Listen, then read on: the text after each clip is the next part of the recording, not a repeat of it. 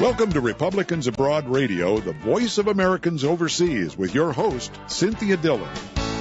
We're back with Scot Faulkner, who's the author of the bestseller Naked Emperor, The Failure of the Republican Revolution. Based on what you've done and what you've seen, you're a Washingtonian, and you've said in the previous segment that you blame both Republicans and Democrats for the situation we're in. But I have seen maybe a change that in 2010 the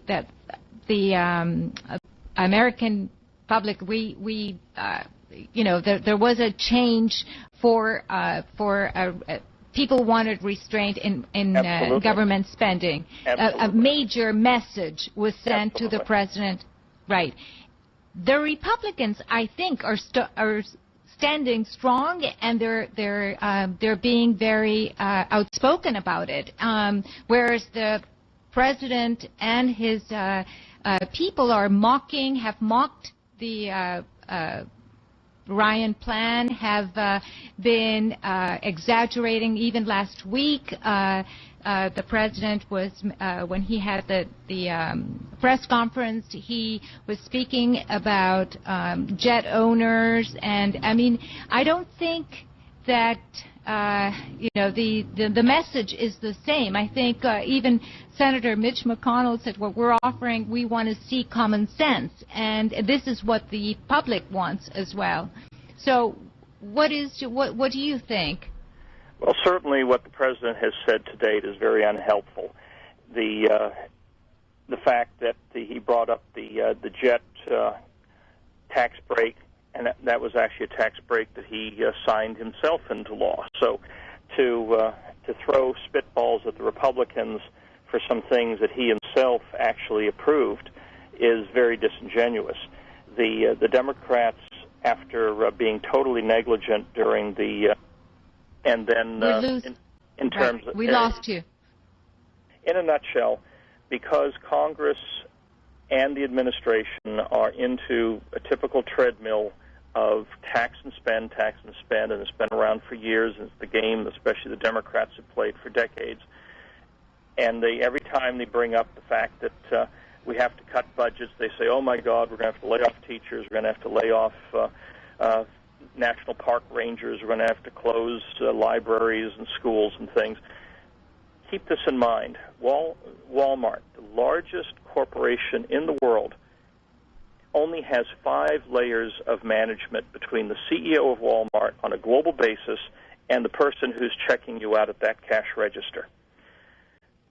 The Department of Interior, that park ranger, has 11 layers of bureaucracy between them and the Secretary of Interior. The person who is doing benefits counseling in TRICARE, which is the health system managed by the Defense Department, has 20 layers of management between themselves and the Secretary of Interior. When you start, so the game that a lot of the bureaucrats play and the Democrats play is they never cut the administrative overhead. They always go after the front line because they want people, the taxpayers, the people who are actually served by government programs, to scream in agony, at which point they turn to the cameras and say, see, we can't cut anything. You go back to the Reagan years. The Grace Commission, which Reagan put together in the early 1980s, found that 10% of the entire federal budget, which at the time was only about $678 billion, much smaller than today, was total waste, which means poor management, false fraud payments, total waste. If you take that to today, that means that over 10 years, the $1.2 trillion federal budget, over 10 years, that's $1.2 trillion in waste that we could eradicate right now. Congressman Issa is launching some major oversight initiatives in the House, and we need to redouble, and triple those efforts, because we have 73 statutorily established inspector generals who on a daily basis find waste.